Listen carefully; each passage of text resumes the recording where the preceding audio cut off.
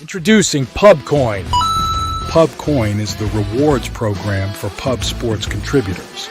Regular chat contributors share their play of the day, POD, in the YouTube chat, including the phrase POD in their message.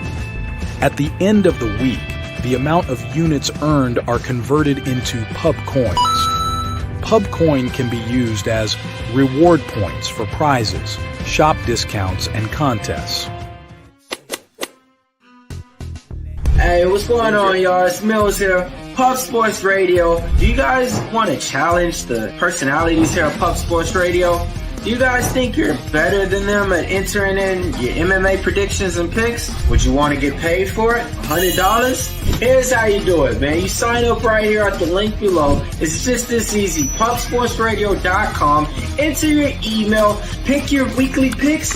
That's it. Oh, and you get bonus points if you can predict how they're going to win in what round. Every single week, a new winner's getting crowned. So every Saturday on Pub Sports Radio. So come on and check us out. You can win $100 just for signing up. Only thing you need to do is see if you can beat us here at Pub Sports Radio by entering your UFC predictions and picks weekly.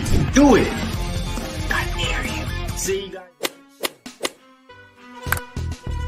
Your membership to gold, you will be automatically entered in every horse race every Wednesday and Friday. A lot of names, a lot of familiar faces, and another chance for $50 to sign up for PSR Gold. It's going to be a lot of fun. Why wouldn't you want to be on this list, huh?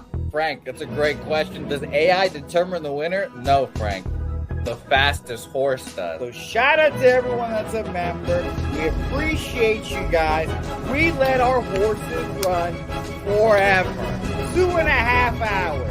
And we're racing. It's Odeo, here we go. And they are off. You know I'm not winning this. My horse ain't like this. And here comes Big Show, who says 2 minutes is too long. Big Show wants this race to end right now. Going to be moving into the stretch soon. K-Wolf up front, saturated, making a move. And there's nasty motherfucking Nate. Director 97. And he should have been 40. Director 97. $100. P-wanting all the money. Oh my God, Director! And it's Director 97. Back. Oh my God! Fresh, take it home! Here's 6, 5, 4.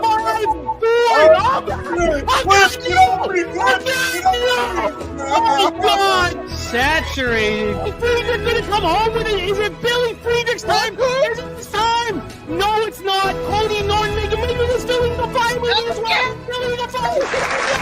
Algary's coming down. Does Coin have enough space to get home? Or will Gabby take care of business? Here comes the show.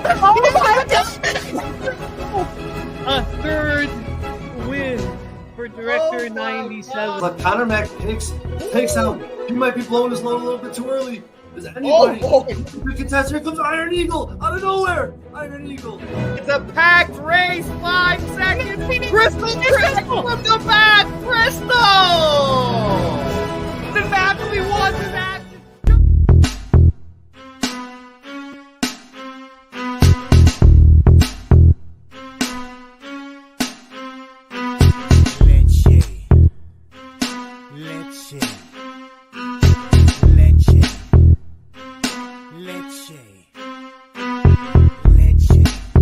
Get 'em, Jimmy, where low shack at? The bottle's getting empty, I'm the cracking, we stacking. Chips, all of this, what I want, plus money winners, that's what I'm on. You can say I'm gone, I prefer elevated Pub Sports Radio. Time to get educated, who get produced, fade the juice, letting loose with so much abuse that the bookies wanna call the truth. They get slaughtered, can't forget Jeff and low baggers in the chat. That's a lethal weapon, cause we be, oh yeah, pubbing. We be pubbing!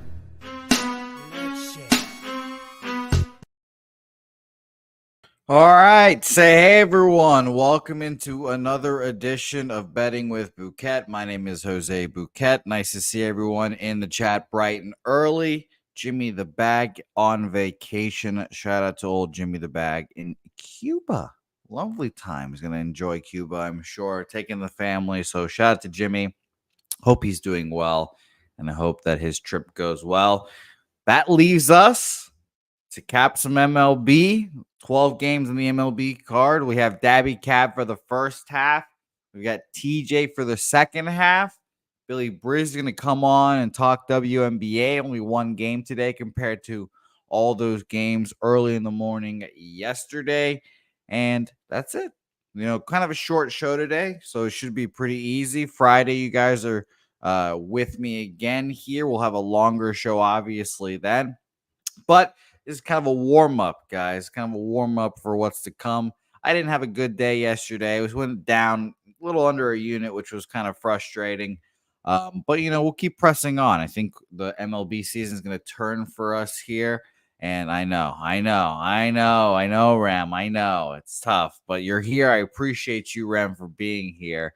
But I think hopefully we'll have a less volume, and that'll be more passes for you, Rem.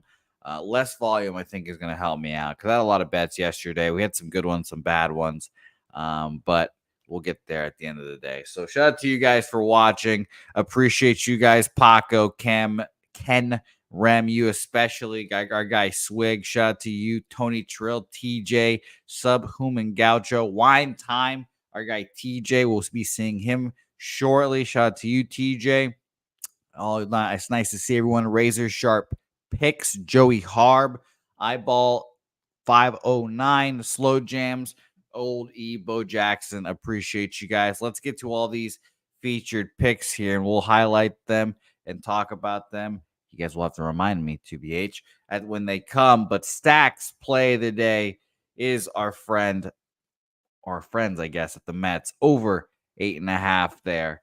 Shout out to that game total, by the way. Obviously, it's both teams, but shout out to the Mets and the Nationals there. It's going to be an interesting game. I can't wait to talk about that. Shout out to you, Stacks. We've got Pig Milk, the Blue Jays' first 5.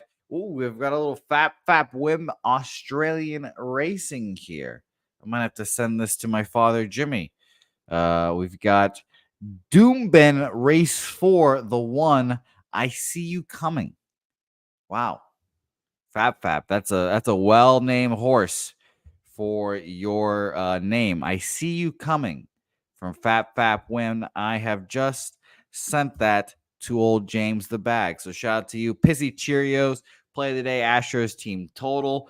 I could see that. I mean, I was definitely thinking about how to fade him, so that's interesting. And Ron Crawford dropping his spreadsheet dog, which cashed yesterday. Shout out to you and the Yankees. Cleveland plus 113 here to get the card started. All right, let's get after it here. It's funny. I'm sorry that I'm allegedly moving at a 0.75 here, Billy Fridges. That is very funny. Let's move on here and let's get right into the MLB card because we've got a fullish card here. We've got 2 guests, one for the first half, one for the second half. Let's bring them on. I will be staying with him at his house soon. It's going to be a very fun, interesting few days. And I will actually be bringing my gaming system because I have already pre-ordered EA College Football, and we will be making content around that because I've got to take Dabby out back and show him what's up. But it'll be fun. So let's bring him on. Dabby Cab onto the program. Dabby, hello. Nice to see you. You better bring actual money with you. I'm not talking about $10 fucking. Bring real money with you. That's all I'm saying. Yeah. No. Who wants to do that? But let's get after it here, Dabby Cab. It's going to be fun. Justin McKelvey, and of course, why would I be nervous, Justin? We're all the fam here. There's no nerves. Don't worry, Justin. I'm more nervous about these fucking bets that I have to make on this damn MLB card, which has been kicking my ass recently. But let's get after it, Dabby Cab. I'm excited to break down these games with you. We've got 6 games with Dabby, 6 games with TJ, and we start with the Cleveland Guardians, who are Ron Crawford's spreadsheet dog of the day. So shout out to you, Ronnie boy. We have to hit up our boy Ron one time.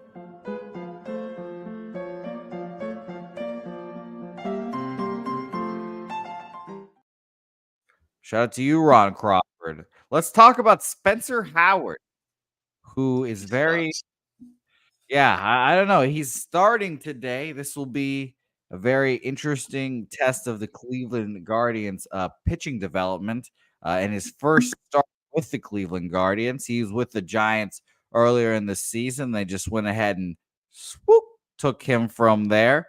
Very interesting. His last appearances with the Giants were 2 2/3, 6 hits, 6 earned runs against the Dodgers.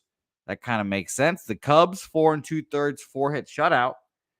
And they went again against the Cubs, 1 inning, 1 inning, 4 hits, 3 runs, 2 of them earned. He's had 2 starts already this year at Texas, 4 2/3, 3 hits, 1 earned run. And at the Angels, or excuse me, at home for the Angels, 2 1/3, 7 hits, 4 earned runs. Now, it's interesting because we could all, I think, confidently say that we would rather bet on the Guardians than the Tigers here without the pitching. If you didn't know the pitching matchup, Guardians are the better team here. But Jack Flaherty will definitely scare some people off betting the Guardians here. And I actually am leading Guardians here, all this to say. Coming back, was a little stiff in the back, apparently. So they've skipped his starts, and this will be his first start since the 27th of last month. So this is going to be very interesting to see how he does here. 5 2/3, 7 hits, 5 earned runs against the Angels last time out. And I think Jack Flaherty here is a fade. He's been a guy that's been hurt throughout the years, and he was really healthy to start. And I think this injuries are going to start creeping up, and I'm a little worried about him. So I will fade my guy, Jack Flaherty, who I've supported many a times here. Market in this game, only 27% of the bets on the Guardians, but 51% of the money on the Guardians. So bigger bets on the Guardians. And guess what? This line actually opened up -140 for the Tigers and is now down to -123 at our friends at Bet Online. So I'll jump on the Cleveland Guardians bandwagon, +113 full game money line. Dabby Cab, your thoughts? Yeah, I'm on board with Lee Davis. One of the things, so obviously like shoulder or elbow issues are something that I stay away from. The only other part of the body that I don't like to mess with the pitcher is the back. Backs can cause some serious problems for pitchers. And I don't know how serious it is for Flaherty. I'll tell you one thing though, Spencer Howard is an absolute trash can. I mean, the dude is fucking terrible. He's sitting right now with a 5.6 ERA. Let me pull it up. It's the lowest his ERA has been in 4 years of major league experience. Yeah, 5.63 ERA, and that's the best. I was gonna say it's gonna be the lowest, and it was probably like a fucking 6, but at least you got a 5 there. Yeah, that's what I'm gonna say. 5.63, and it's the best it's ever been in 4 in 4 years. So for me, if you're concerned about Flaherty, maybe you just take a Tigers team total in this game. That's where I would be at personally. Yeah, I'm moving on the Guardians. I believe in them here. Shout out to Ron. I was against Ron yesterday. I'll be with you today. I believe in the Guardians bullpen, obviously, as well. They're bullpen elite.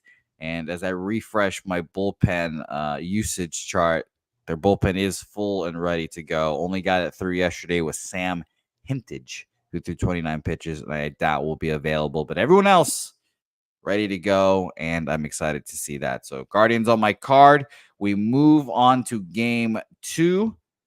Cleveland, Colorado, Cincinnati, Austin Gomber versus Hunter Green.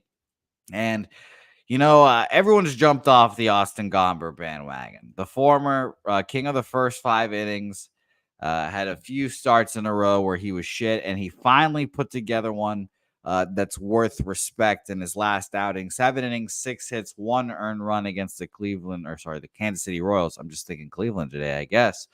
Milwaukee before that, 6 innings, 9 hits, 4 earned runs. Houston, he got touched up. The Dodgers, he got touched up. Minnesota, he got touched up. But those 3 teams I consider to be, pretty elite to good teams. Houston, maybe not, obviously, but they seem to be the bee's knees with the Red Sox right now.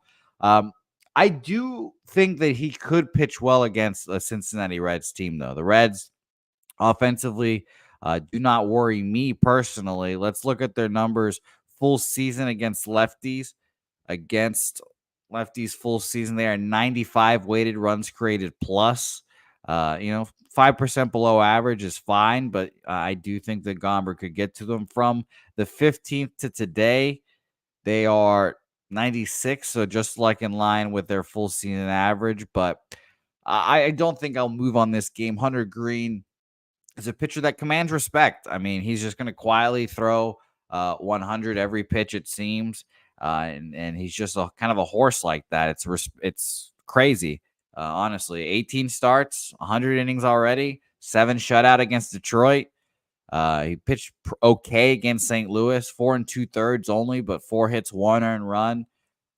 He's walking. His last 3 starts were 7 Ks, 2 walks, 6 Ks, 2 walks, 5 Ks, 2 walks. So that's a little bit of a concern, but it's just a guy that I would rather avoid fading here. So I think I'm staying off. Maybe a first 5 under here, Dabby Cab. What do you think? You're muted, unfortunately. Fuck. I actually have a bet in this game that I think I'm going to have to make. I haven't made it yet, but man, our fucking rookie, man, Hines. And I don't even know if that's how you say it. It looks how you spell it. I've never. No, I think it is. I think you're right. It was Rhys Hines. Yeah. Okay. Rhys Hines, the rookie. He's hitting 500 in his first 3 games. He only got 1 hit out of 4 at bats last game. But he did get an RBI with that. He has gotten an RBI and he's got 4 RBIs and he's got 1 in each of his first 3 games. He scored a run in 2 of his first 3 games, and he has 6 hits in his first 3 games. So 2 runs, 4 RBIs, 6 hits, and they're giving me a -112 for his over 1.5 hits, runs, RBIs. Fuck it, man. Sign me up. I don't know who this Hines kid is, but he's been blasting the baseball. He's still playing against the Rockies here. Let's go over 1.5 hits, runs, RBIs with Hines. Runs and RBIs. You got -1 what? 112. -112 for Rhys Hines. Yeah, you sent me the video of him, and I was like, who the fuck is this guy? Rhys Hines? It was very interesting. I told a couple people, and they were like, yeah, but he's doing against the Rockies. I'm like, I don't fucking care. The dude had like 2 doubles, a triple, and a home run in his first 2 games. I don't give a shit who you're playing against. That's outstanding. Yeah, maybe he's going to be actually good and keep it up like unlike our guy Artistino Aquino, if people remember him. Shout out to the Punisher.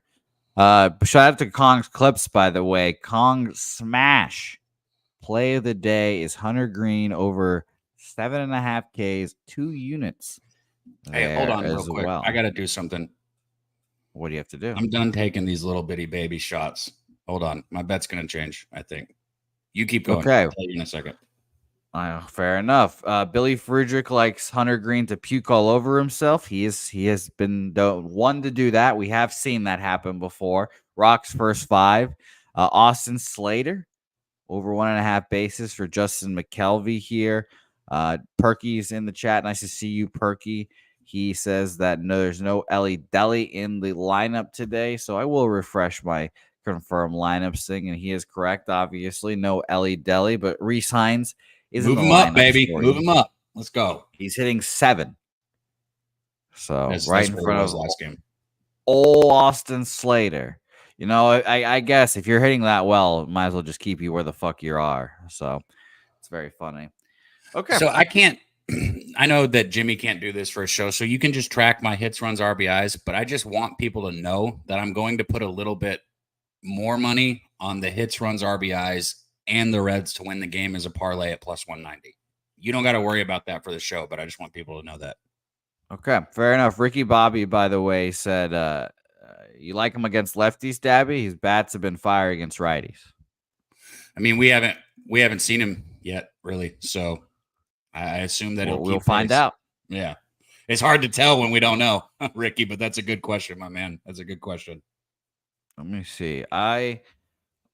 I can tell you against lefties, he's had 4 plate appearances and he's hitting .250. He does have a hit and he does have an RBI. Well, there you go. That's good for me. I like it. .250 might not sound good, but only 4 plate appearances. He gets a hit in his next at bat. He's hitting like fucking 4 something. So it is what it is. All right, let's keep it going here and let's move on. Oh, and by the way, I should tell you guys the market. I almost forgot. Apologies. Somebody said it's only like 3 games, Professor. I don't know if you guys must have pick and chose what parts of what I said you heard, but I was very clear that this is his fourth game. Yes.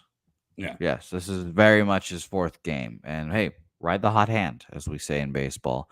89% of the bets and 88% of the money on the Cincinnati Reds here.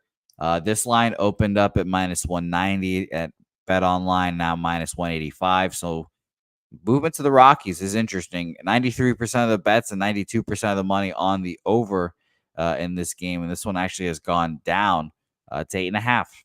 Interestingly enough. Yeah, I'd probably lean under. First 5 at least with both these pitchers. I think they could, not bad. I think they can pitch pretty well here. So let's keep it moving here. Washington Nationals versus the New York Metropolitans. People called me a fucking dumb bitch when I said that Patrick Corbin could pitch well yesterday. Watch out.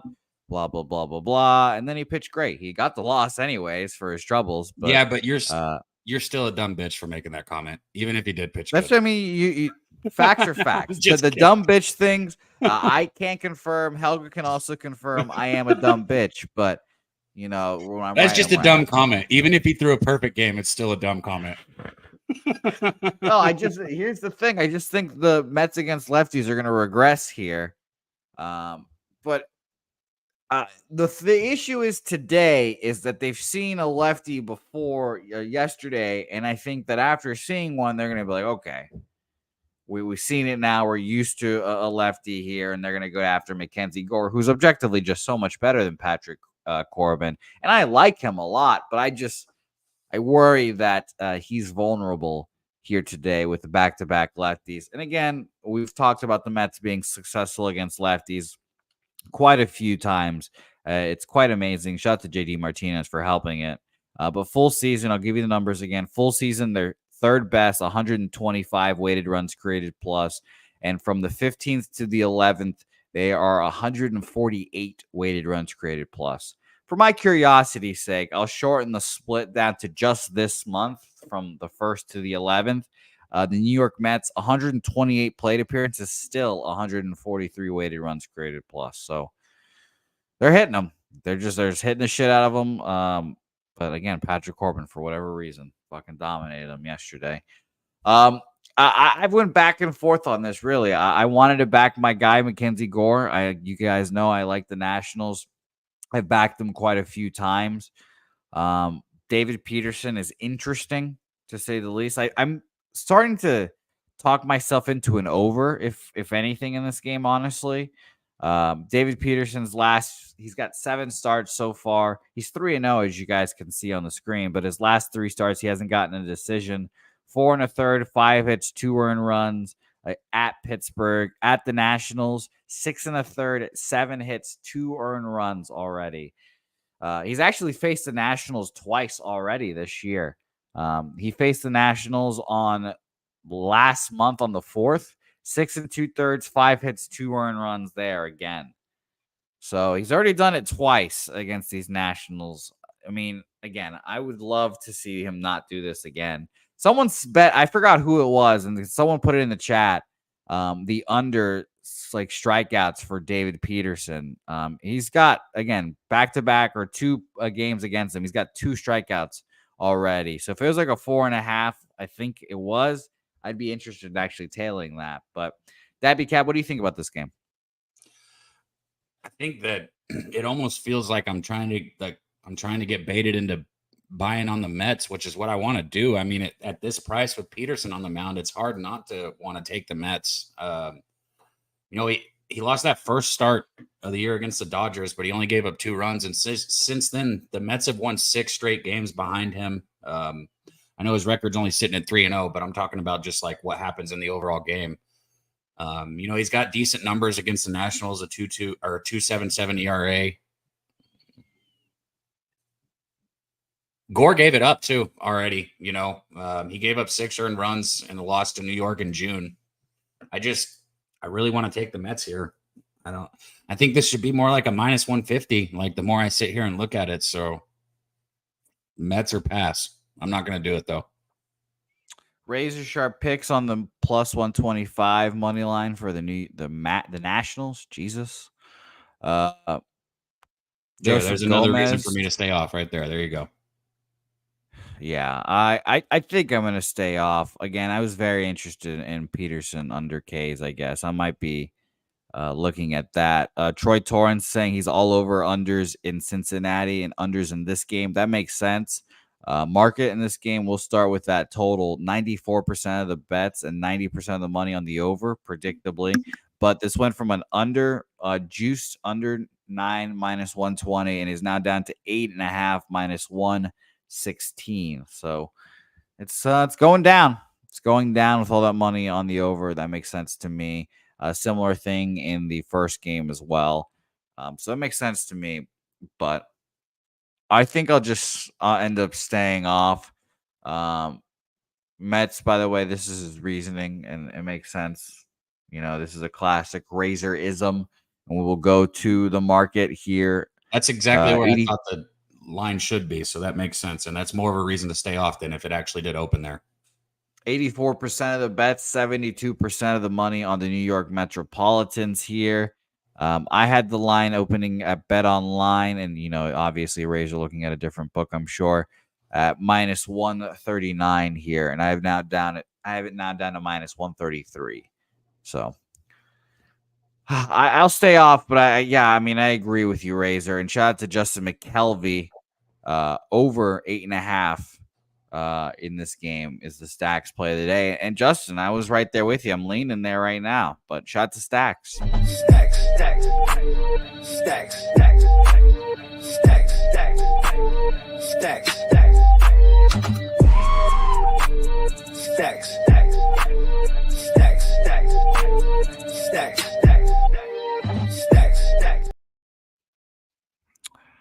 Yeah, it's tough. It's tough for me. Justin, I will write down Stacks right now because I am, like I said, interested in the game. But how many times can you go up against a team and go fucking 6 1/3, 2 earned runs? Can the fucking Nationals learn something from those games? Can you go watch some film and learn something, you sons of bitches? It's not really how baseball works. Well, I hope. Are they going to learn that they're fucking playing like shit? No, go watch the at bats. Watch how they're pitching them and fucking expect something, you sons of bitches. Have an approach. Have an approach. Change your approach. There's things you can do, but I don't know about. Yeah, have a fucking approach, please. We'll see. All right, Pittsburgh, Milwaukee. It's our Lord and Savior, Paul Skeens, starting today. Dabby, by the way, I'm all in on Paul Skeens starting the All-Star game. Just give him the keys. The game doesn't fucking mean anything anymore. It's literally just a game for the fans. So why not? It was so stupid when the fucking home field was determining that shit. That was so fucking dumb, but it was very funny. It was horrible. This game didn't matter, and then there's some managers that didn't give a fuck because their team was out of it this year, and they're like, it's chill. And then the other team would be like a manager and a team competing, and they'd just be going at it, and it'd be bad times. But shout out to the All-Star game. It is quite fun, and we will be there. Speaking of it, shout out to you, Dabby Cab. We'll be in the area, so if any baseball fans, low baggers, gamblers are in the area and want to hang out with us, we will be watching the home run derby outside the stadium. Probably have some bets on it. Who knows?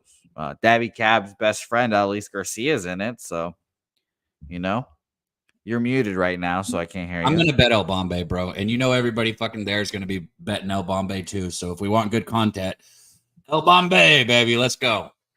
I will be hitching my wagon to the Gunnar Henderson bandwagon probably, but we'll see. It'll be fun. They changed up the format this year. Yeah, who knows? I haven't even looked at the odds yet, so it'll be funny. Very interesting. Justin McKelvey, he's up 2 stakes on me, and now every time I see him offering a stake bet to me, I put my guard up. I'm just like, I need to be scared because I don't know what I'm getting myself into. Razor Sharp Picks is on the Brewers money line here. Troy Torrance saying he hates Paul Skeens, and I should too because I've lost a shitload of money on his starts. I mean, Jesus, but. Yeah, let's get into this game. 5-0 Paul Skeens, the bee's knees. Everyone loves him. Blah, blah, blah. But we'll just start here. This line opened up at minus 128, Dabby, and is now down to minus 114 for Paul Skeens. 58% of the bets, 48% of the money on the Pirates here. This is fade for me of Paul Skeens here, or at least the Pirates. I mean, who knows? I could easily see the Pirates or Paul Skeens going 5-6 shutout. They throw whoever next, and then he gives it up. But at the end of the day, Pirates shouldn't be favored against the Brewers. Aaron Savali, good enough to shut down a Pirates lineup that I think can just wait. Hold on. So you genuinely think that the Pirates should not be favored with Skeens on the mound? Oh no way. No, it should be. This line should probably be flipped. This line should probably be flipped, I think. And then you'd bet Paul Skeens? Excuse me? And then you'd bet on Paul Skeens? I would consider it maybe, but I'd still probably bet the Brewers. To not bet the Brewers here, it'd have to be at least be like minus 130 for me, especially with the line movement. Like, the line movement also is it's giving me, wind in my wings to bet the Brewers here and feel better about myself. Again, Aaron Savali is not a guy that we all particularly love, but his last start, first one against the Brewers, against the Dodgers, kind of a tough spot. 5 innings, 5 hits, 4 earned runs, 3 earned home runs, 8 Ks, 3 walks. I have a feeling that the Brewers will be showing him film and teaching him some things, because the Brewers are very good at pitching development, and they got that first start under his belt so they could show him all these things with their fucking systems on him or whatever the fuck it is. So give me the Brewers here. I agree wholeheartedly. If the next thing you put in the chat doesn't make sense, I'm fucking kicking your ass out. You're going to be the first person I've ever kicked out. And you're not even trolling me. I just don't like reading dumb shit. Stop saying dumb shit or I'm going to kick you out. Get his ass, Stabby. Get his ass. You're not even talking to me. I'm just sick of it, man. If you say another dumb fucking thing in the chat, you're gone. You're on fucking. Tell him. Yeah. Tell his ass. All right. So my bad. I appreciate the chat so much, and then when I keep seeing dumb shit from the same person over and over again, it's like, bro, man, fuck off. Okay. Brewers plus 104. I haven't looked at the chat because I was looking at all these numbers, so I'll catch myself up on the dumb shit while you go ahead and break this down. Well, I want to hit Lee Davis right here. He said Tellez batting 364 last 14 games. I have a mark. I have a mark down on Tellez saying to look at his props and to bet him. So I love you putting that mark down, Davis. Let's put his numbers up. His hits, runs, RBIs are plus money, man. You're getting plus 110 for over 1.5 hits, runs, RBIs on Tellez. I think that's great value. And if I was in the mode where I think I'm going to be in the second half of the season where I'm really loading up, I would bet that right now. And I might bet it. I'm just not going to make it an official bet for the show. Okay. All right. Well, I'm on officially Milwaukee Brewers plus 104 for me. It's going to be fun. Gifted Cartel, I'll tell you again here. We started off with that because I thought it was so interesting. So Gifted, this line opened up at minus 128 Pittsburgh Pirates, and this is on Bet Online. Got up to minus 133 at one point, actually, last night as well. But it is now down to minus 114 here for Paul Skeens with only, now this just changed, 57% of the bets and 40% of the money now on the Pittsburgh Pirates. 43% of the bets, 60% of the money on Milwaukee there. So that's very interesting. Totals-wise, we haven't really mentioned it yet. 8 started out there. Now is in the 7.5 total with 99% of the bets, 95% of the money on the over in this game. So very interesting indeed. So I'm on Milwaukee here. Justin, don't worry. I'm on you. You offered that stake bet for Milwaukee. I'm on your side here. We're riding together, Justin. Dabby Cab, any place for you in this one? I like Tellez, man. I really do. I'm gonna be honest. Especially at plus money. And I know this is going to sound a little crazy, but I don't hate the first 5 over either. I think Milwaukee can get a couple off Skeens. I think we're looking at maybe like a 3-2 ball game at the end of 5. So I do like a few things in this game. I'm just nothing official. Okay. All right. Well, let's move on here. I'm in the car with Justin. We've got 2 more games with our guy, Dabby Cab. And let's get after it here. Toronto Blue Jays, San Francisco Giants. Dabby, I like to listen. You don't think I listen? I listen. I'm a good listener. And my father, Jimmy the Bag, said that Kevin Gausman has changed his mechanics and his last start was phenomenal. And that Kevin Gausman is bet on right now. Well, you think he read that or he watched it and he's like, oh, I can see your mechanics change? I think he's a little of both. I think he probably read it. I think he watched it on the broadcast, and I think the broadcast pointed it out would be my guess. Because I love my dad to death. I just don't know if he has Kevin Gausman's 2021 mechanics lodged into his brain that well. But that would be respect to him. But the point of this to say is that he told me to bet on Kevin Gausman. He's bet on, et cetera, et cetera, et cetera. Now, I want to do that. I do. But as I refresh my odds page here, and I want to refresh all of them to make sure I've got updated odds, our friend, my friend, I guess, Kevin Gausman opened up plus 105, now up to plus 115, 10 cents of movement towards Jordan Hicks and the Giants here, with 73% of the bets, 71% of the money on the San Francisco Giants here. Worrisome.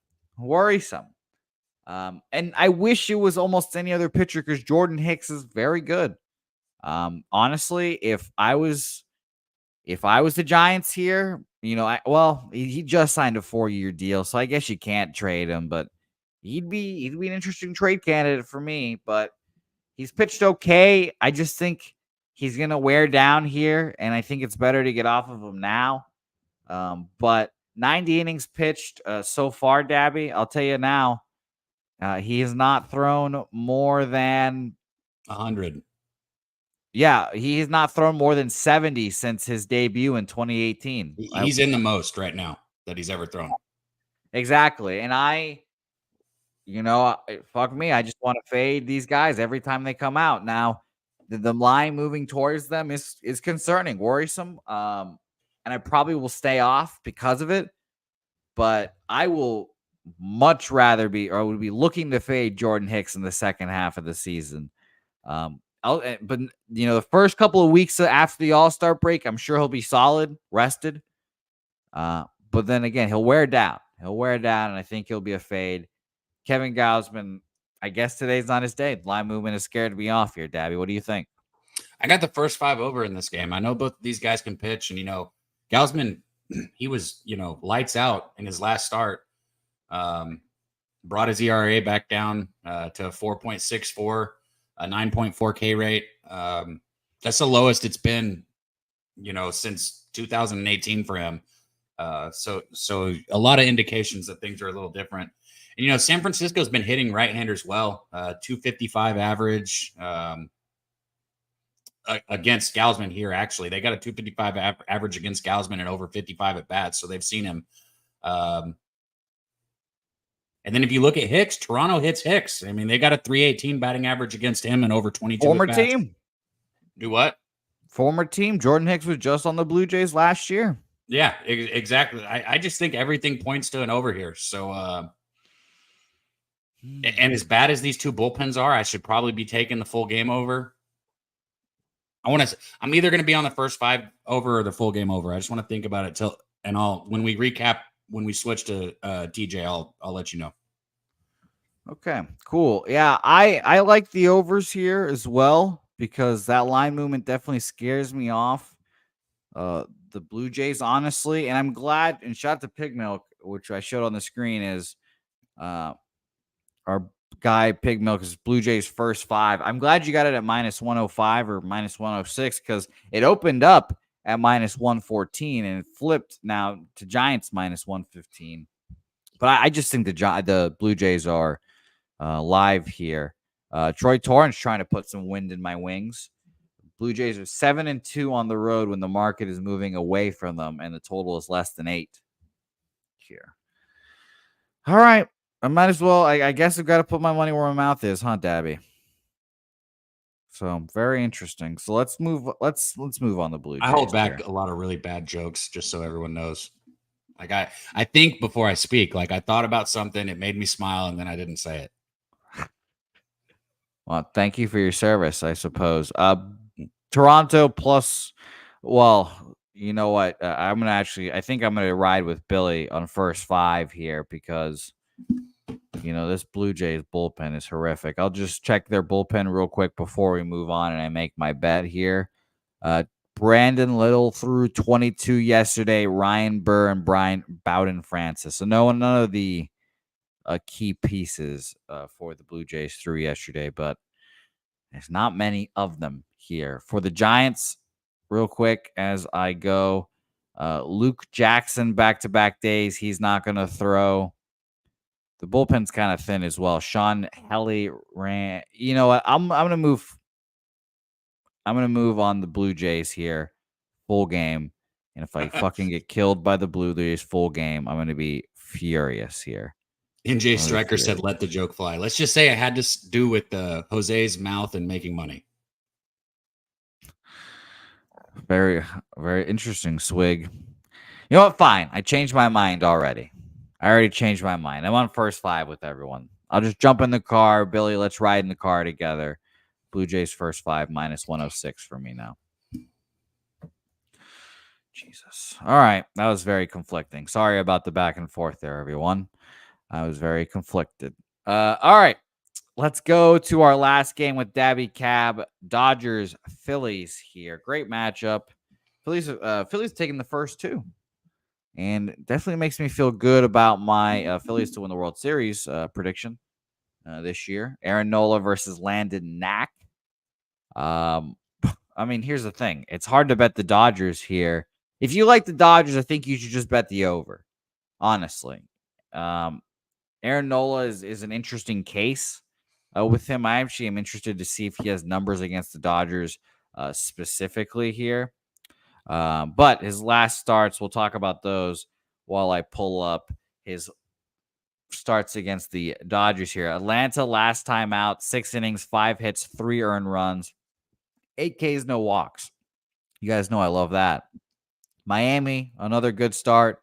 I kind of expect a shutout against Miami, but 6 2/3, 6 hits, 3 earned runs, 9 Ks, no walks. You kind of take that. He hasn't walked a guy in his last 3 appearances, which, again, you take that.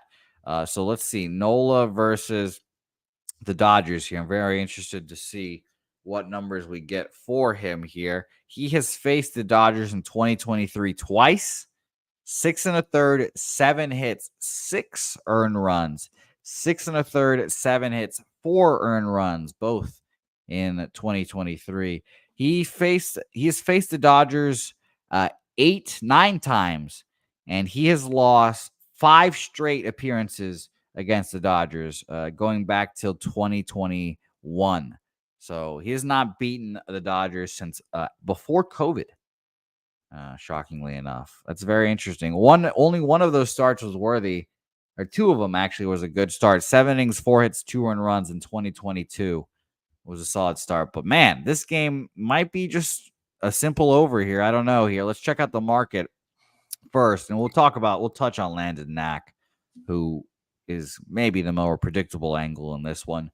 78% of the bets and 75% of the money on the over. I'm kind of surprised it's not a 99% spot, honestly. But this total has gone down. Man, the market just going against my thoughts today, apparently. My 9.5 juice to the over, minus 120, is now a 9 juice to the over. But shockingly enough, has gone down.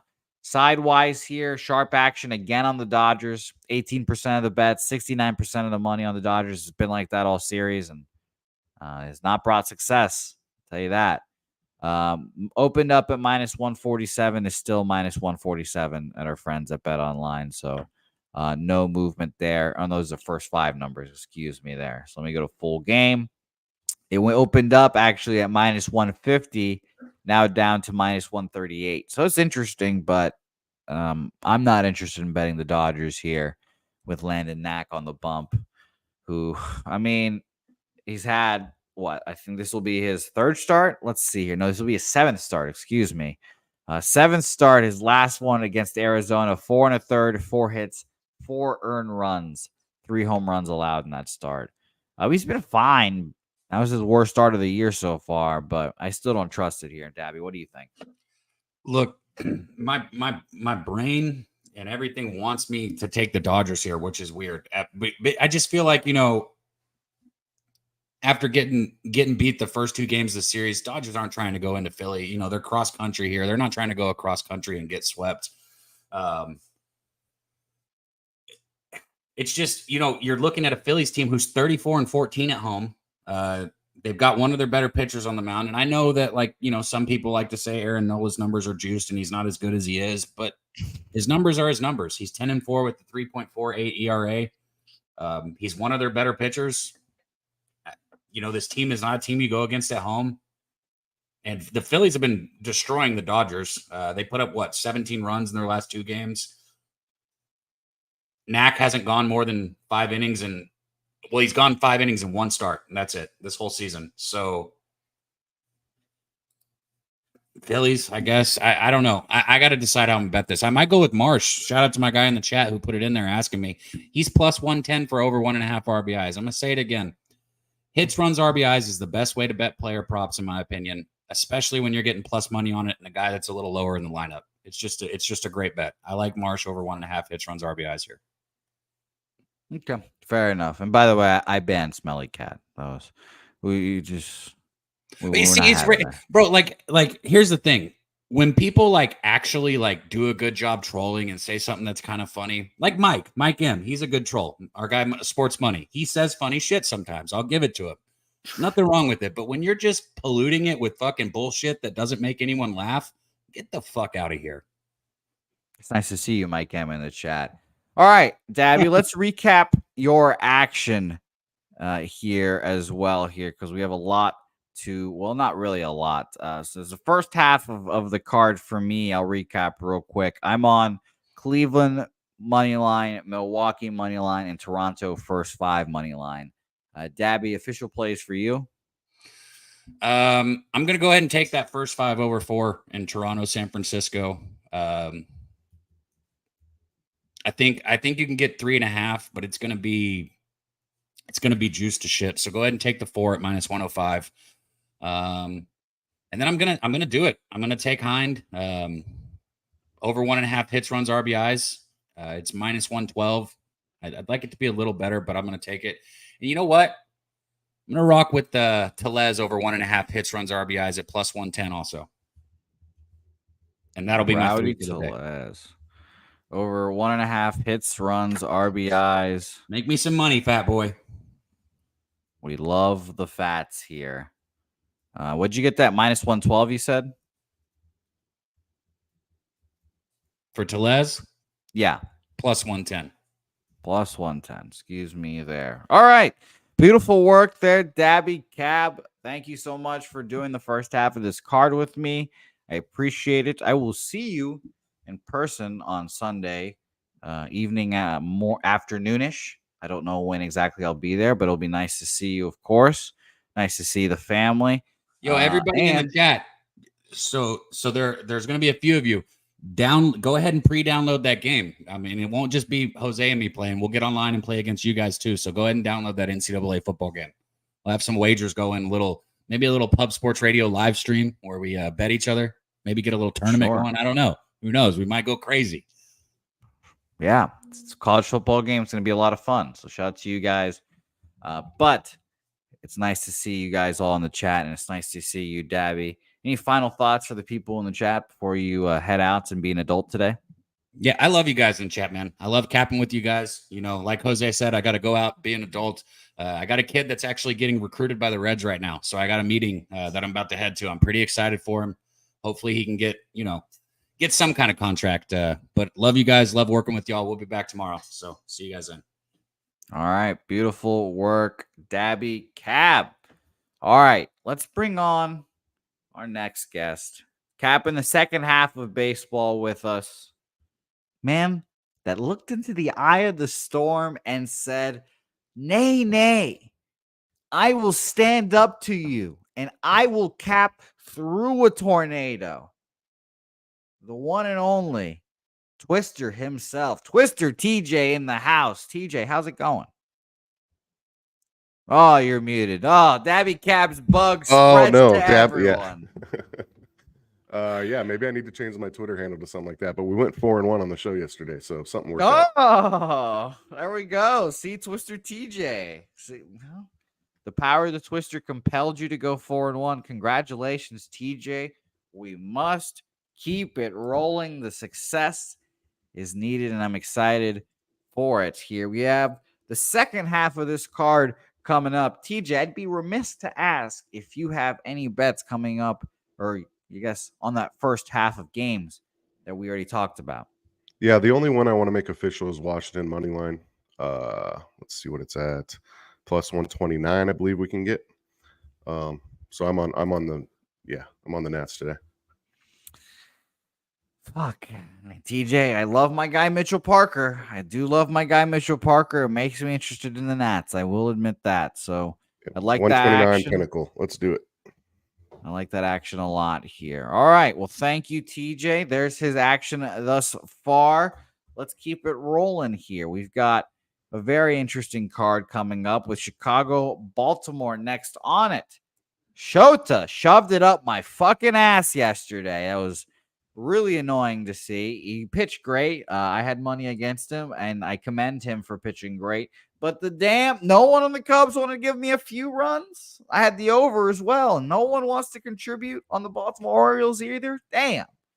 But we move on to Troy Torrance's favorite day of the calendar. It's Justin Steele Day. Justin Steele Day, Troy Torrance's best friend, versus Albert Suarez here. I don't even have to look at the chat to know that Troy Torrance is on Cubs first five here today. I'm sure he's on Cubs first five here today because Justin Steele made him some money last time out. The 2K bet, I believe it was 2K at the end, on Steele first five. And he went out and fucked around and threw a complete game. 2 hits, 1 earned run, 7 Ks, 2 walks. But again, I have to listen to my father. And he said that he might just fuck around and fade all these complete game pitchers their next time out. And I want to fade Justin Steele here. I want to back the Orioles here somehow, some way. Market in this game. And Albert Suarez, by the way, he's been pitching fine. He had a blip against Houston, 5 earned runs, 5 innings. Bounced back with 6 shutty against Texas, 6 innings, 4 hits, 2 earned runs at Oakland. So he's doing pretty well. Market in this game, I had this game opening up at BetOnline at minus 130 for Albert Suarez. Minus 132 actually. 71% of the bets, 93% of the money on the Orioles here. A little concerning. If you're an alleged Orioles backer like I'm trying to be, funny enough, TJ, this one from minus 132 dropped immediately almost to minus 123 about 20 minutes after this open. Was messed around at midnight at minus 120 and then climbed back up minus 135 and is actually just changed back down to minus 122. Chicago Cubs. Very interesting. Troy's Cubs getting some love here. Total in this game, 9.5 total juice to the over. We have a 9 now juice to the over. Again, TJ, please take us to church. Tell us what you think about this game. I really wanted Chicago here. Steal off the complete game. I like that angle of fading those guys. And I don't want to go against Baltimore for a sweep. My numbers tell me Chicago comes in at about 52% win rate, so I would take them at the plus money right now. I actually have them favored by a little bit. But that fact, that's just straight data that doesn't take into situational account of what happened last week and and what happened so far in this series. I'm not a big fan of what I see out of Suarez. He's okay. His underlying metrics are worse than his actual surface stats. His xFIP's pretty high. His actual xERA is almost 2 points higher than his actual ERA. Low strikeouts, high walks. I think the Cubs get to him, but like I said, I can't take the Cubs just on the money line. I will take their team total over, though. Team total over 3.5. I do think they get to Suarez a little bit, and the Orioles bullpen is really faltering. They got a 6.15 ERA over the last 14.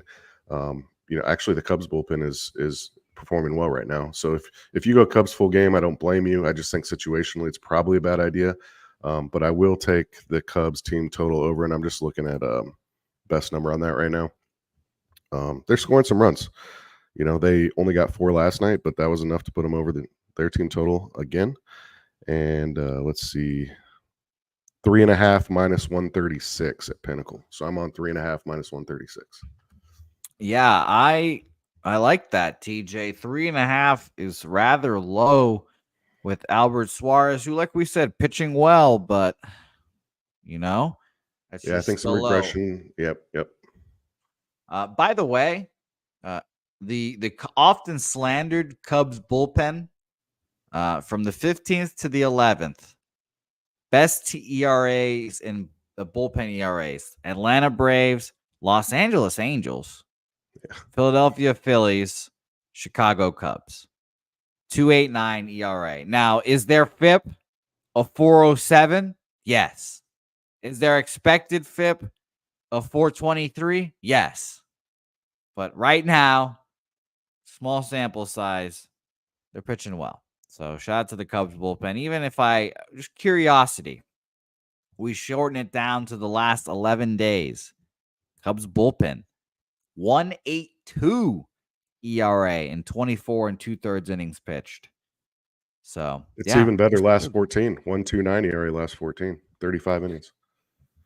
Man, and by the way, Baltimore, if you're curious, Baltimore's bullpen, 26th in this time, 6 ERA. Expected, obviously, a 3.9, so probably a blow up, but not good. Not good. All right. It's very interesting. I have the Cubs team total written down here for you, TJ, minus 136. Yep. I am also interested. Cubs team total over, and I will be looking at that back later here. Let's move on to our next game, the Yankees and Rays. This line has just flipped back and forth all series. Minus 115 Yankees to start. Then yesterday, minus 115 Rays. Now today, we're getting the minus 115 Yankees. And I think the underdog has won in both games so far as well. And guess what, TJ? I want to be on the underdog again. I was on the Rays yesterday. We talked about Shane Baz, so I think Shane Baz is going to be bet on coming up here. Struggled a little bit in his first start. I can freely admit that. But I like Shane Baz here, and I like fading the Yankees here in their time of swoon. And by the way, struggle, he still went 6 innings, 7 hits, 3 earned runs. I just remember losing my bets. That's why I think he struggled. But yeah, I like Shane Baz. I want to back the Rays here. Nestor Cortez has been a guy that I've wanted to fade all year. And beautifully enough, we've talked about Nestor Cortez being maybe very predictable to bet because his home road splits are ridiculous. Home, 181, road, 563. So Tampa Bay Rays will be on my card, I believe. Let's check out the market real quick before I make any hasty decisions. 67% of the bets, 72% of the money on the Yankees here. But this line opened up minus 115 at BetOnline. It is now down to minus 112 here. TJ, what do you think about this game? Yeah, I'm just going to this is maybe too simple of analysis, but like you said, Nestor on the road. Rays have a terrible lineup. Last I looked at it, they had, I think, 5 guys under 200 in a lineup the other day, but they are hitting lefties. They're hitting them hard as of late. I think Nestor's due for a bad start, going into that situation. And I could also see on this getaway day, Judge or Soto, it's probably not Soto. He plays every game, but I could see them resting one of their big bats today. And then I think the value is going to flip. So Rays first 5.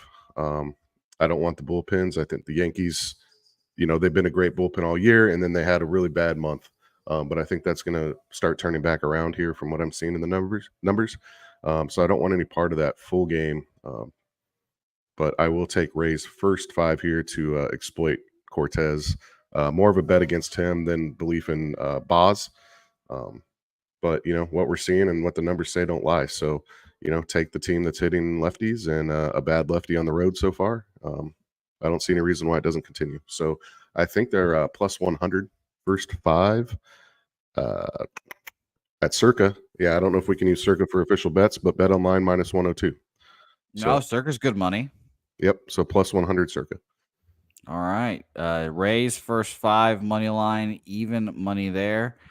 Shout out to Circa. By the way, your nickname of Twister TJ is really fitting with just sirens going off. Your house, who knows, about to come down upon itself, but the capping is more important. I never thought central upstate New York was such a dangerous place to live, but here we are. Yeah, my TJ, I'll tell you this story. I'm sure people in the chat have heard me tell it at least once, but I was in Oklahoma State my freshman year. I was recording video at the pro day, and there, like, field house looks like a just big glass fucking greenhouse, essentially. Just big glass building, and it's storming, raining cats and dogs, and the tornado siren starts going off. And no one's moving. Everyone's just kind of doing their own thing, like just minding their business as usual. And the tornado siren's going off. And I've never heard a tornado siren. So I'm like, what the fuck is that? Are we about to die? And internally, I was freaking the fuck out. But everyone was just running 40s, doing shuttles. And I was like, does this mean nothing to no one? So that's when I've realized that, I guess tornado sirens mean nothing to people in Oklahoma. So shout out to Twister. Yeah, what are the odds it's going to get you? You know what I mean? Exactly. Yeah. If it's coming for me, right? If it's coming for me, okay, it's my time. What are you going to do? Yeah, it'd be a good story. Yeah, I was recording, fucking Marcel Aitman running a 40, and I got picked up by a tornado, tossed. Rays first 5 and full game for me. I'm gonna move on both.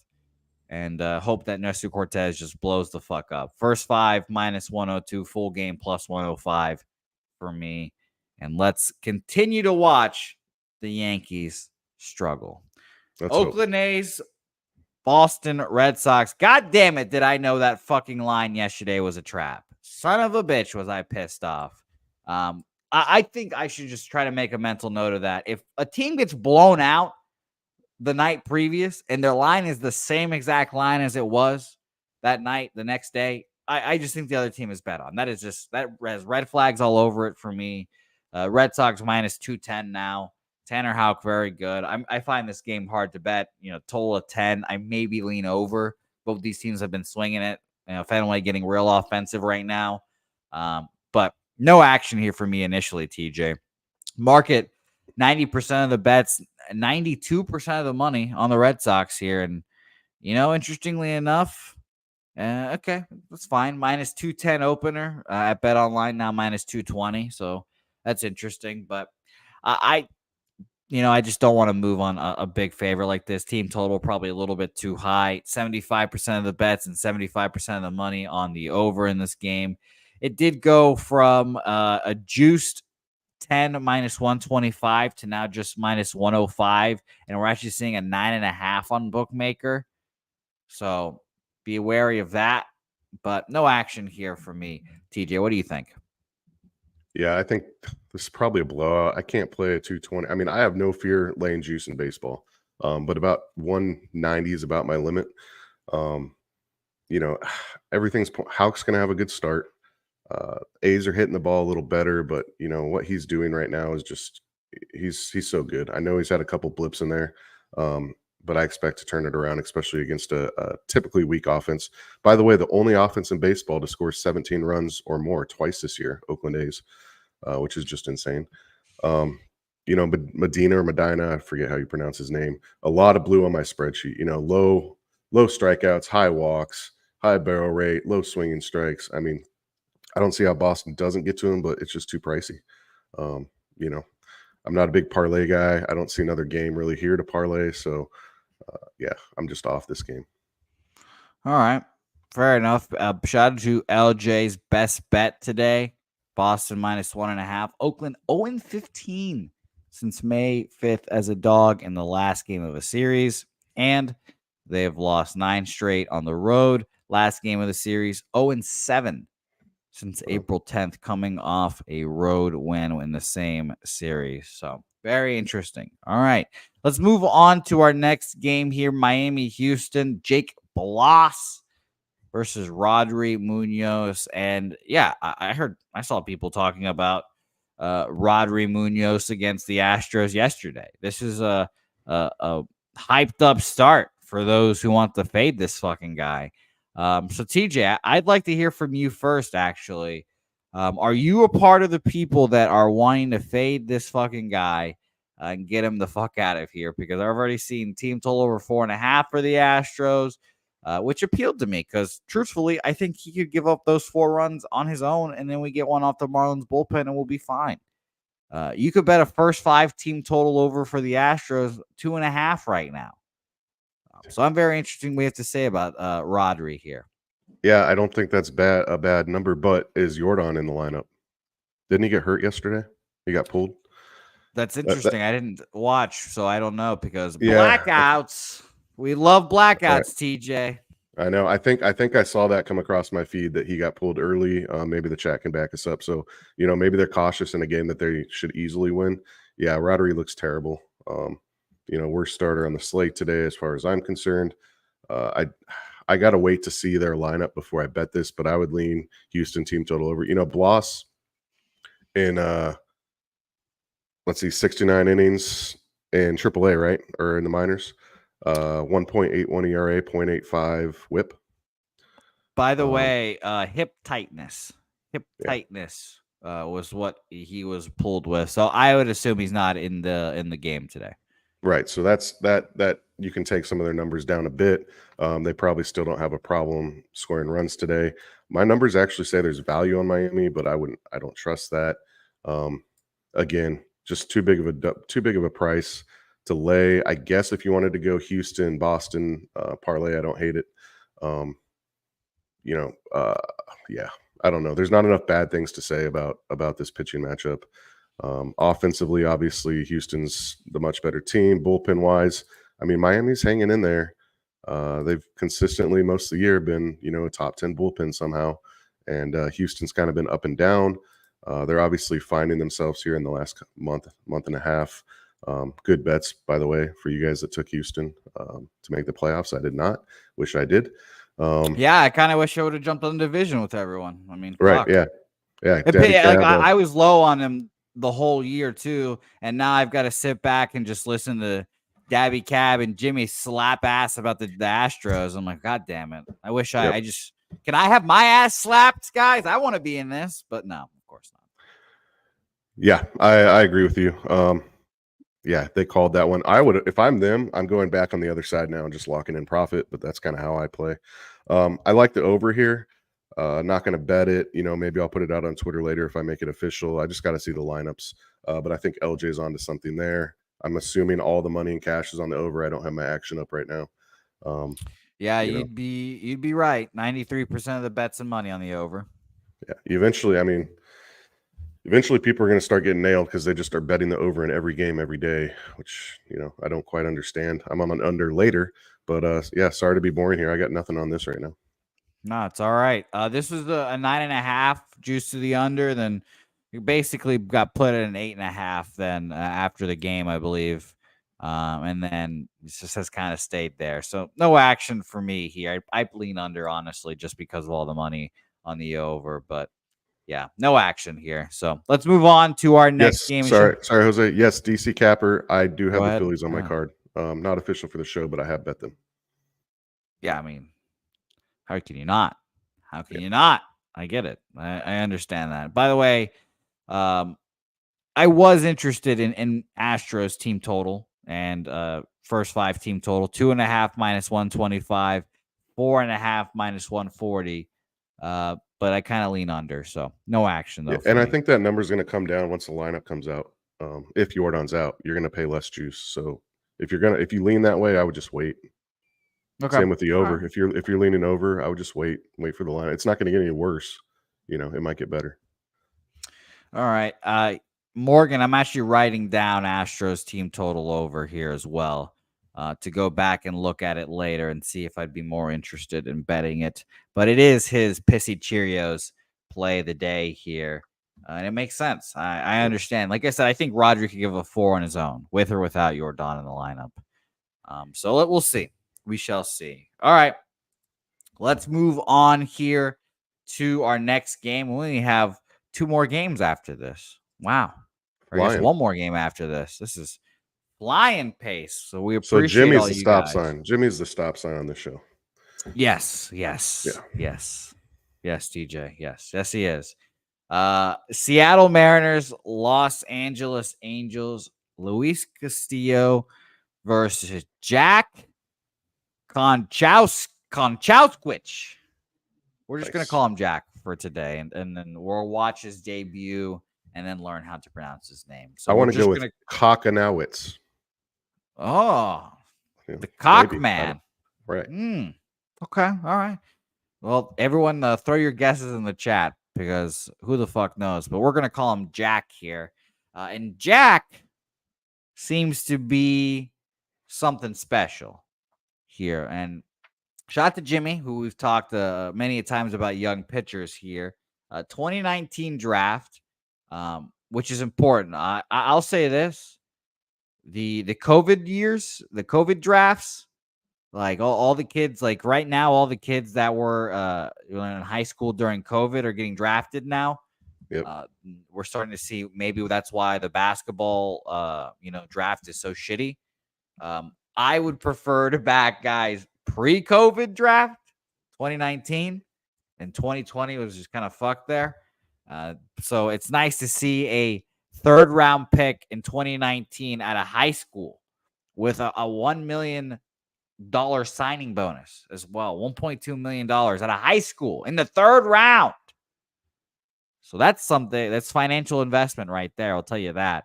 Has not even gone to AAA this year or at all. TJ should say just went single A.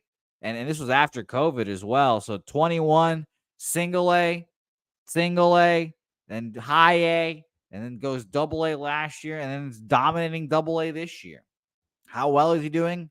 He's 5-6 this year with a 4 ERA, but look at his last 3 starts. 9 innings, 5 hits, 1 earned run, 7 Ks, no walks. 5 innings, 5 hits, 2 earned runs, 7 Ks, 3 walks. 9 innings, 5 hits, 2 runs, 1 of them earned, 4 Ks, no walks. He has been carving them up. I respect it. I respect it enough to not immediately want to back Luis Castillo and the Seattle Mariners here to -160. I've had my guard up on Luis Castillo for a long time. Many people will remember me and Dabby Cab arguing about how I say Luis Castillo sucks. And, if you've bet him, you probably feel that way too. Sure, 6 2/3, 2 hits, 1 earned run, a home run, 8 Ks, 2 walks against Toronto. But I still don't trust the guy. So honestly, I kind of lean under in this game. Maybe a first 5 here, believing in our guy Jack. But I haven't moved anything yet. Market in this game, let's talk about it. Money line here opened up at -150, up to -160 now at Bet Online. 77% of the bet, 61% of the money on the Seattle Mariners here. And the total, which I'm interested in, 8 -125 to the over. To start off, it is now 8 -115 to the over here. So that's interesting. It's moved up a little bit. Market in this game, of course, 89% of the bets and 91% of the money on the over. TJ, your thoughts? Yeah, I'm kind of interested that Wine Time isn't taking the Angels here. I don't think he's fading them. He's just got to pass because he reads the Angels well. I mean, Angels have the better lineup. We can't deny that. I know they've just kind of shit the bed, but the Mariners are terrible against right-handed pitching. 192 batting average with a 587 OPS last 14. 200 with a 645 OPS. Last 30, bottom of the barrel, or bottom 5 in baseball. They're striking out 32% of the time versus righties. That's extremely high. So if you think this kid can throw some strikeouts, his strikeout prop got to be pretty low. I don't play those very often, but if Sharpie was here, I'd be curious to what he said. I low total. I think I've done well backing these starters that come up mid-season. I think starters that come up for a shitty team, which the Angels are, mid-season, they still have high expectations. If they come up late in the season, we're just kind of getting these guys experience, see how they do it. But all these mid-season call-ups are performing quite well. I think if you backed them all, you would have a very nice ROI. So low total, I automatically go to first 5 plus a half on a dog anytime there's a low total. That's kind of where I'm looking, and I'm going to go and pull the trigger on that. I'm seeing plus 100 on first 5 plus a half on the Angels. So yeah, that's where I'm rolling with today. Castillo on the road has been bad. He's just not what he was the last few years. He's got a 782 OPS against on the road with a 480 xFIP, 482 ERA and a 406 last 30. He's fine, but he's much better. I'd much rather back him at home, and I haven't backed him at all on the road this year. So I'm gonna go with the kid here, getting called up from AA. I hate that he doesn't have any AAA experience, but in that the Angels AAA farm team and AA, the level of competition out there is not too far off of each other. So yeah, I'm gonna go with first 5 plus a half plus 100 on the Angels. There we go. Muted myself. Yeah, no, I'll join you. I'm right there with you now. Angels first 5 plus a half, even money for me. I'm going to be official on my card. I like everything you said. I like the splits. And let's believe in our guy, Jack, who I'll be watching this game now, very interestingly enough, and learn how to pronounce his name. If only to pronounce his name. Who cares about the name, right? Yes. I just need to know if his name is Cockwitch or whatever the fuck his name is. So Swish came in and said it's Koch. So, I feel like he must have an insight on that. But Cock would be a lot cooler. Yeah, Cock would be a lot cooler. I'll give him that. It would, yeah. I would back him every single time out if his name was Cock Sandwich. I would back his name every time then. All right, last game. Max Fried, Brandon Pfaadt. Great starting pitchers here. I'm very interested to watch this game as well, but I found it very tough to parse which of these pitchers I want to believe and back in more. Max Fried, you could argue, is the best lefty in baseball.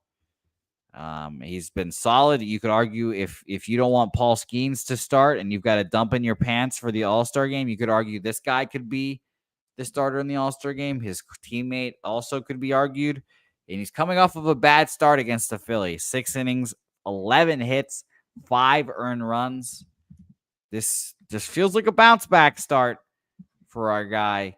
He has already faced Arizona once this year, though, and has gotten crushed.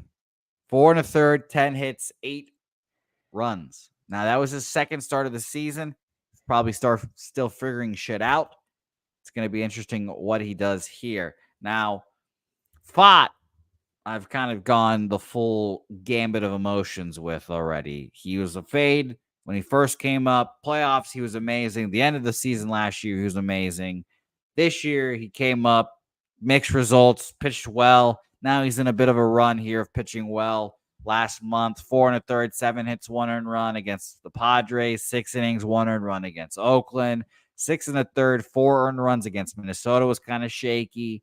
But he's been solid and a guy that I, don't mind backing at all. It's very interesting. He had a little bit of an ankle knock, as they say across the pond.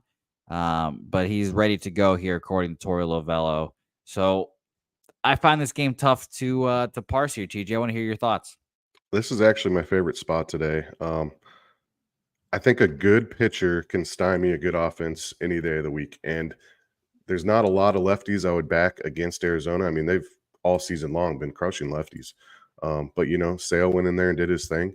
I think an elite or at least a top, 15% of baseball pitcher if that makes sense, can slow this offense down. And then Atlanta's just been an under cash spot all season long. You know, I won't but take unders when Atlanta's facing a lefty because they actually are hitting them. But against righties, last 14, last 30, last 60, however you want to look at it, all season long, they've been struggling big time. I was looking at the Atlanta, let's see, where is it? In non-divisional games, they're 20, 40, and 5 to the over. So 40 and 20 if you're back in the under. And let's see, what was the other one? Overall, you know, they're 33, 53, and 5 to the over. So 61% or 62% to the under. You know, it's always kind of scary doing an under in Arizona, but I just see Fried shutting them down today, and I like both bullpens right now. Atlanta's obviously the top bullpen in baseball. Arizona's kind of, you know, they've been bad all year, but they're certainly coming into form here. They've pitched 56 innings in the last 14 days, which is a lot, but their Sierra and whip and batting average against, their walk percentage, it's all, you know, bright red for me, which red is good. So yeah, give me the full game under here. And I'm sure once again, the money's going to be on the over. I need to look at what the market is doing with the game. You probably covered it, and I was already, you know, half listening while I was doing some research here. But yeah, give me the under. All right, under 8 for me as well here, TJ. I'll jump in with you, and I'm going to be on Arizona first 5 money line here. Market in this game, let's talk about that. The money line market opened up at minus 145 for the Atlanta Braves here. It is now down to minus 112 full game Atlanta Braves. So crazy here. First 5, you know, honestly, I talk about this so much. I need to bet full game here instead of first 5 because I look at the full game movement and I bet my bet off that, and then I bet first 5. So right. I need to bet full game. But this first 5 line as well, minus 125 opener, now down to minus 115 Atlanta here. So I'm just going to take both. So I am now going to triple up on this game. A triple up by me. I don't do these very often. I actually actively tell myself not to bet multiple spots in one game because it could be very painful when it happens. But here I am. Arizona, Atlanta under 8, minus 116. Arizona first 5, minus 105. Arizona full game plus 102. And yes, you're right, TJ. Their bullpen is a little bit spent.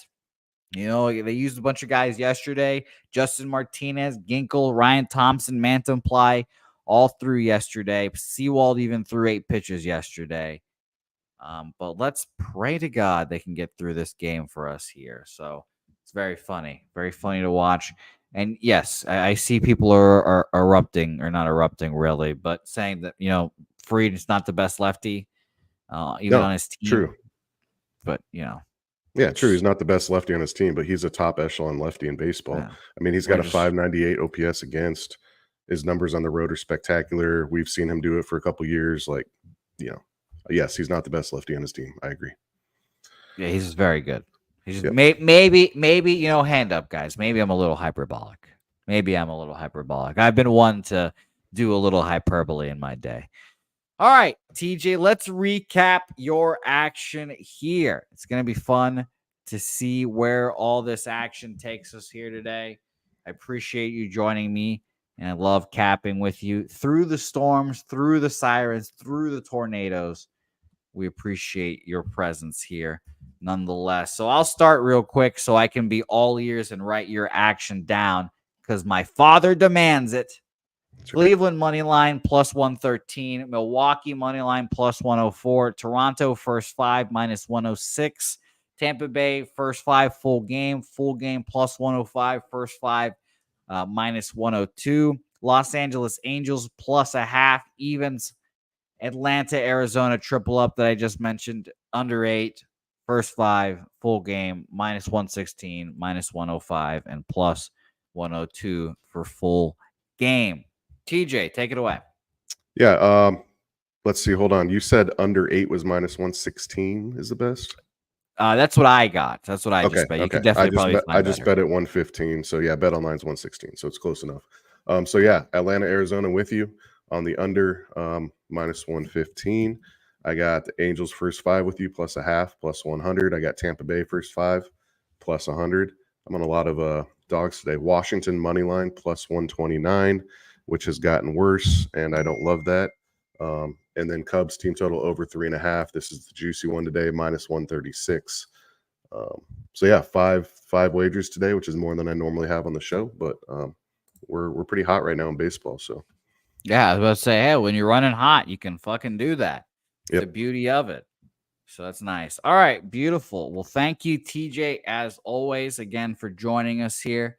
Where can the people find you as long as your house remains in all of its foundation?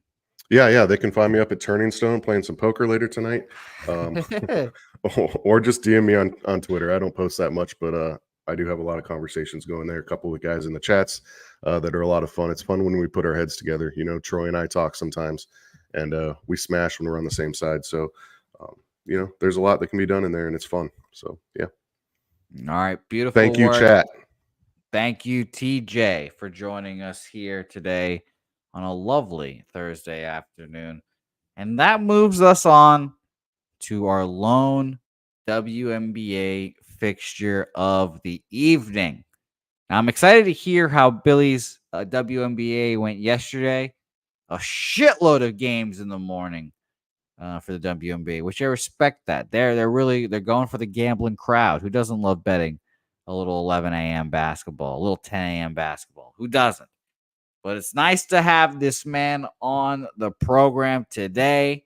The one, the only, the master of whisperers when it comes to WNBA, the one and only Billy Brisbane joining the program. Billy, hello. Nice to see you. How are you doing? How'd your WNBA go? Oh, man, camp day was great yesterday. Nothing more than I can really ask for besides the Fever winning, but that kind of put me in a good live betting spot. Hit on the Connecticut Sun live with Jim. Jim hit on the under live that went way under. That total finished at like 140. Hit on the over in the Mystic Fever game. Missed on the Fever minus the 6. Hit the under in the Chicago Sky, which we're going to talk about in a little bit. And then the big play today. Fuck those aces. Team total under. That shit cashed with ease, baby. They won the game and the shit still went under. And the over in the Mercury in the last game of the night. Beautiful. Yeah, the Aces have been an interesting case for the whole year. Like I told you, I expected the Aces to be just running over everyone. Apparently, they suck balls. Who would have thought? But let's talk about their, the yin to their yang, the New York Liberty here versus the Chicago Sky, who I'm sure is, the gambling man's favorite squad. Who doesn't love Angel Reese double-doubles, apparently? That's all I ever see. Angel Reese rebounds, Angel Reese double-double, Angel Reese this and that.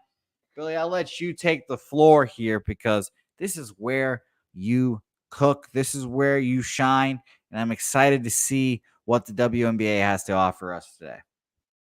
Yeah, both of these teams are in the second half of a back-to-back, so not the most ideal situation for either team. But the Sky and Liberty have already played twice this season. Each team kind of splitting a win and cover on the road here.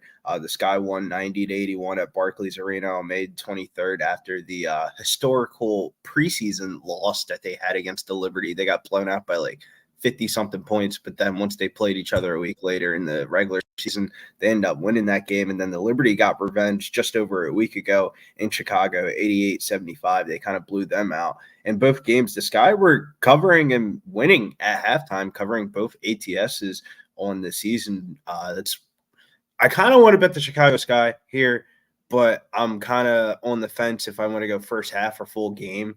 The Sky have been the second best first half ATS team this season at 13-6-2, despite them having a 9-12 record for the season. And we talked a little bit about this yesterday on the 11 o'clock game that the Liberty have the best first quarter ATS in the WNBA. If the Sky have the second best ATS spread in the WNBA, I got to find if they have second quarter markets. Because it would lead me to feel like the second quarter would be the spot here for the Sky. Liberty come out hot. This is star sub out. The bench players of the Sky, they're a little bit deeper than the Liberty here. Second half of a back-to-back. You might not see some rotational players. Kind of want to see what they're going to do with Benaj Laney Hamilton. She was not able to play yesterday. That was kind of like a late injury ad, and that definitely does concern me a little bit about the props in this game. If she's out, it would make me really want to play the over. If she's in, then I'm not trying to play any fucking overs on anybody on this guy. But when it comes to the total, this is where it's like the yin and a yang. The total here, the Liberty have held their last 4 out of 5 opponents under 78.5. So it's kind of like on the total there. Totals kind of moved up from the opener. It's moved up 3 points from the opener. So some of the betting public betting the over here. But kind of what I think Ron Crawford said something about this in the chat. The Liberty has double digits favorites this year, 1-9 ATS. Teams in this spot are 9-23 ATS for the season in the WNBA. So laying double digits in the WNBA is a no bueno, basically. So I like the game to be somewhat close. And if that's the case, you can throw in the player prop of the day here. Brianna Stewart over 31.5 points, rebounds, and assists. This game's going to be close. I like B. Stu to snap in this one. She got off to a hot start against the Sun yesterday, and now she gets a matchup against this guy that have the third fastest paced team in the WNBA this year. Back-to-backs aren't really super common in the WNBA, but Stewie's played against this guy this season. She's recorded 33 and 50 points, rebounds, and assists. Camila Cardoza and Angel Reese have just not been able to guard her at all whatsoever. She's gone over her PRA line in 4 out of her last 5 games, averaging 34.4 points, rebounds, and assists during that stretch. So give me the former MVP to look like the MVP against Angel Reese here. And, the old girls, what I've learned is a little bit about the WNBA. They take it on the chin, no diddy, a little bit more than the guys do. Meaning, like, they're the vets when they go against the young guys, they're not fucking taking pictures and shit and doing jersey swaps. They're throwing elbows, throwing people in the headlocks. It's great to watch. I think B-Stu snaps out in this game here. Her PRA line's -130, so I like the over on that one. And I'm going to have to tweet out the action here because I don't know if I'm going to be on the Chicago Sky first half or full game. In theory, I would like to bet the second quarter, but I don't even know where I can find a second quarter market in the WNBA. It's not like basketball where you can like bet second quarter markets on every book. So I got to do some research about book offerings about second quarter markets, but I like the second quarter market here for the Chicago Sky. They're second best first half ATS covering team in the WNBA. The Liberty are the best first quarter team in the WNBA. That just screams second quarter Sky here. Okay. All right. Well, no action officially as of now. Follow Billy on Twitter, Getting Bills on Twitter, Getting Bills _ on Twitter, I should say. And you can see any official action he makes. Leans Liberty right now, hopefully getting lean Sky and hopefully getting a Sky second quarter, correct? Yeah. B-Stu, though, player prop of the day, points, rebounds, assist over -130. All right.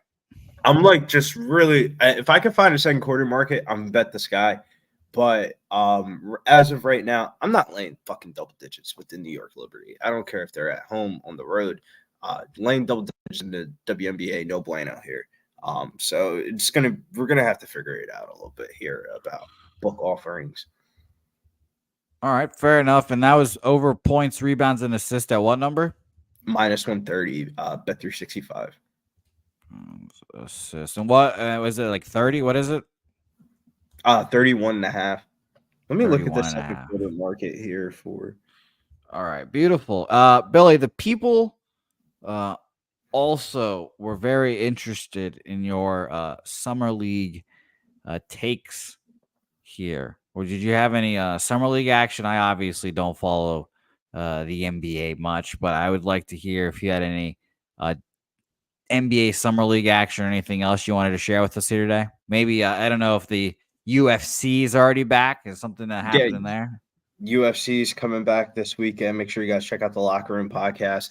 NBA Summer League is really popping off tomorrow, to be exact. But this kind of gives us a good little opportunity to kind of look at the futures market here for the NBA Summer League. I hate to say it, but a Golden State Warriors plus 700, how is that shit not even odds? I mean, fuck, dude. The way they looked at the California Classic, this team is fucking stacked. Brandon Pozinski, Tyrese Jackson Davis, the rookies that they added, it's just like, fuck, man, this team is legit, man. The Warriors might not do shit in the regular season for the NBA, but they're going to find out some way, somehow the Warriors' future markets are going to get juiced from this summer league because a lot of their young players that they're really banking on this year are going to be on the summer league team. A couple of the G League players, they have the G League head coach. Warriors have one of the best G League systems. So I like the Warriors to win the NBA Summer League at plus 700. And the second one I'm kind of on the fence of, it's just a lean, is the Grizzlies at plus 850. I think Zach Edey is just going to be a problem in the Summer League. Like, he might not have the best NBA career ever, but he's playing on the Memphis Grizzlies. I think that was a good landing spot for him. They're not asking him to do too much. But he looks dominant in the Summer League just because off of like the fact of like there's just not a lot of bigs in the Summer League like there is going to be in the NBA. And if he was dominating against collegiate bigs, I mean, what makes me think that he's not going to dominate against the NBA Summer League bigs? Guys like fucking Armando Baycock that were like national players of the year, like all Americans, they're not even sniffing the court in the NBA Summer League. So it makes me think that Zach Edey doesn't shit on the guys like fucking Castleton and shit like that. Yeah, I mean, that makes sense. That makes sense. The little Memphis Grizzlies love here as well. I think Zach Edey is going to be fun to watch. I'll tell you that. And it's going to be very interesting to see how all that unfolds. But Billy, UFC this weekend, the Locker Room Talk podcast. It's already out, I believe. I get my days mixed up. It's fucking Thursday, and it came out on damn Tuesday already. So it's been out. So shout out to you, Billy, and shout out to Big Show 2 Cents. Go listen to that. Give us a little taste here, Billy. Any a little morsel. I know you guys do a parlay, I believe, every show. What was your leg of the parlay this week? Out of curiosity. Yeah, my leg of the the base of the parlay, you got to get the base through before you can go in through the finish line. And the base was Santos Bonfim, but for the people that are watching here that made it this far into the program, I'm gonna have to add another leg to that. There is a fight that just got added yesterday. Evan Elder and Darius Flowers. Evan Elder's a big favorite, but I love Evan Elder's fighting style. Darius Flowers is a fighter I've never been too high on. If you look at his Instagram or his Twitter account, you would understand why. Looks the part, but he's not the part. That 3-leg parlay was minus 113. So it's a little bit better than what we didn't have access to that fight on the program. But I like Santiago Ponzinibbio. That was my leg, plus 146. Joey added Philly boy, a little bit of a homer pick. Andre Petrosky, plus 215. And then just my 2 cents added Montel Jackson, plus 165. So make sure you guys check out the podcast. Talk about some straight bet action in there. And we have the OnlyFans fade of the week. I'm you know what, Billy? I'm interested. I'm immediately interested. So I can't wait. Listen to the podcast. Find out what the OnlyFans fade pick of the week is. So shout out to you, Billy. Thanks for joining me on the program. I appreciate it. Any final words for the people in the chat? Yeah, I didn't watch the beginning of the program, but what are you doing in the Pittsburgh Pirates Milwaukee Brewers game? I don't want to be the guy, but fuck Brewers. That a ball Skeens game. Brewers. I'm on the Brewers full game. Yeah, Razor on the Brewers, Justin McKelvey on the Brewers. Yeah, Brewers. Brew Crew. Brewers.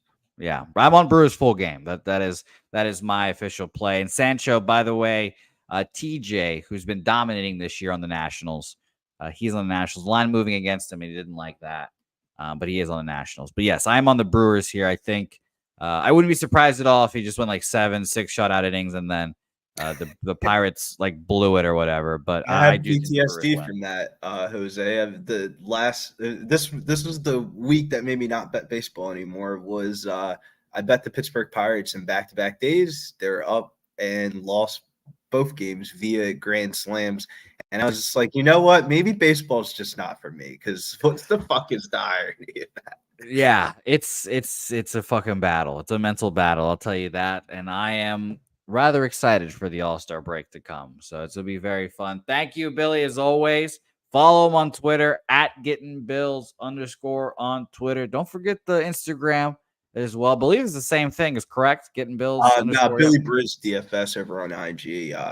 Instagram had to be Instagram, and people have to be smuts and don't even use the account, but have the account name.